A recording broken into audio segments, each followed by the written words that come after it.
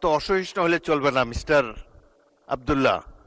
This is not Shahbag square, this is the parliament. আপনি আমার কথাটা একটু বলবেন।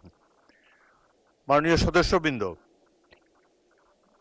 এটি নিয়ে 90টি বিল পাশ করা হয়েছে, একটি মাত্র বিল বাকি আছে, এবং এই বিলগুলো পাশ করার ক্ষেত্রে সরকারি দল এবং বিরোধী দল যে চমৎকার সমঝোতা দেখিয়েছে, এটাও কিন্তু সংসদীয় ইতিহাসে বিরল।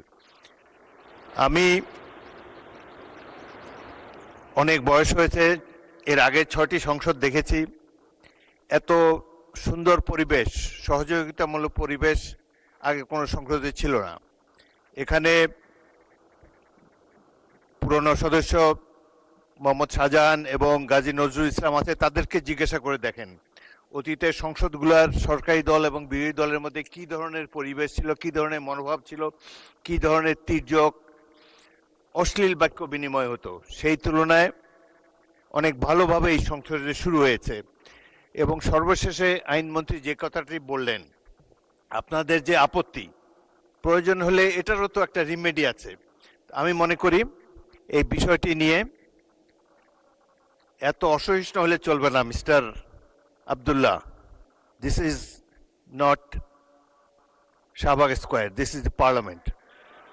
এখানে ধৈর্য ধরে অপেক্ষা করতে হবে, শুনতে হবে, আর মৌখিক কথাবার্তা খুবই কম।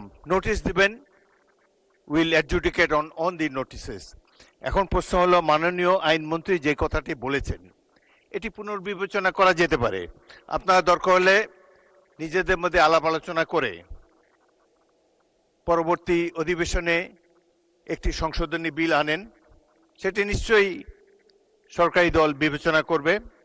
এবং আরেকটি কথা হলো যে সংসদের পরিবেশটা আমরা একটু ভালো রাখি।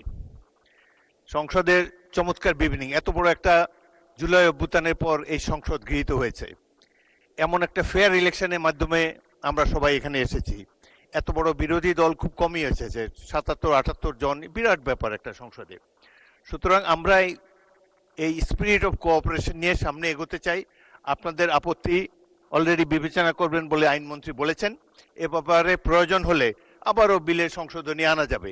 এই সংসদ 5 বছরের জন্য নির্বাচিত হয়েছে। Let us beer with all this differences. আমরা সকল ধরনের অসুবিধা মতানৈক্য কমিয়ে আনতে পারি। গণতন্ত্রের সৌন্দর্যই হলো এই মতভিন্নতা, নাহলে তো একটা দলই থাকতো দেশে। এখানে 3-4টি দল অলরেডি আপনারা এখানে রিপ্রেজেন্টেড। সুতরাং আমি স্পিকার হিসাবে আপনাদেরকে অ্যাসিওর করতে পারি, I will do my best to see that opposition gets is due. এটা আমরা নিশ্চয়ই চেষ্টা করব। জনাব মুজিবুর রহমান, আপনি কি এই ব্যাপারে বলতে চান নাকি অন্য কোনো ব্যাপারে? এই বিষয়ে আর শুনবো না, অন্য কোনো বিষয় হলে বলতে পারেন। এই বিষয়টি তো মাননীয় আইনমন্ত্রী সমাধান করেই দিয়েছেন।